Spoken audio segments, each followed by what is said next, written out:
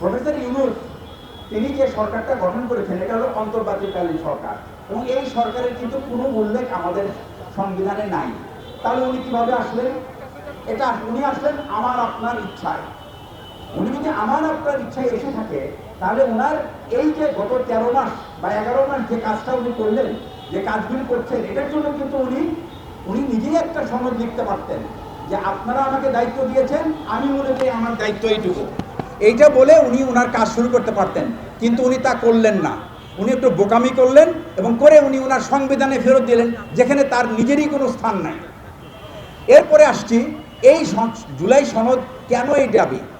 আপনি যদি খেয়াল করে রাখেন, বাংলাদেশের এই 55 বছর ইতিহাসে সবচেয়ে রক্তাক্ত আন্দোলন হলো এই জুলাইয়ের আন্দোলন।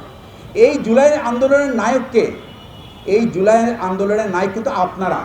সামনে যারা ক্যামেরা নিয়ে বসে আছেন, আপনারা কিন্তু তার বাইরে না। আপনারা আপনাদের স্থান থেকে এই জুলাইয়ের জন্য আপনারা যুদ্ধ করেছেন, এবং আপনাদের অবদানের কারণেই কিন্তু 16 বছর ধরে জেকে বসা এক স্বৈরাচার এখান থেকে বিদায় নিয়েছে। এই গল্প সংবিধানে আমাদের দরকার দুইটা কারণে। একটা হলো এই যে 1400 বা 1500 মানুষ বা 2000-এর কাছাকাছি মানুষ যে নিহত হয়েছে এবং 20,000-এর উপরে মানুষ যে আহত হয়েছে, তাদের গল্প যদি এই সংবিধানে না থাকে, তাহলে তাদের প্রতি আমরা চরম বেইমানি করব। সুতরাং আমি চাই না আমরা সেই বেইমানের দলে পড়তে। আমরা রাজনীতি করি না ভাই, কিন্তু আমরা আমাদের সন্তানদের নিরাপদ দেখতে চাই, তাদের গল্প আমাদের সংবিধানে দেখতে চাই। যে সংবিধানে এই গল্প লেখা হলে কেউ কোনোদিন সরাতে পারবে না। 2 নম্বর হচ্ছে, এই গল্প যদি না লেখা থাকে, তাহলে আগামী প্রজন্ম বুঝবে না আপনারা কি ত্যাগ স্বীকার করেছেন, কতজনের জীবন চলে গেছে, কত মানুষ আহত হয়েছে এই স্বৈরাচার বিদায় করার জন্য। এটা হলো একটা।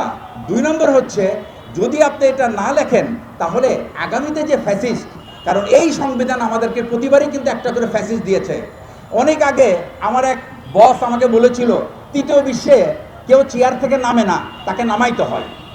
আপনি তাকায় দেখেন, সব জায়গায় কিন্তু তাই হয়েছে, কেউ নামতে চায় না, তাদেরকে নামাইতে হয়।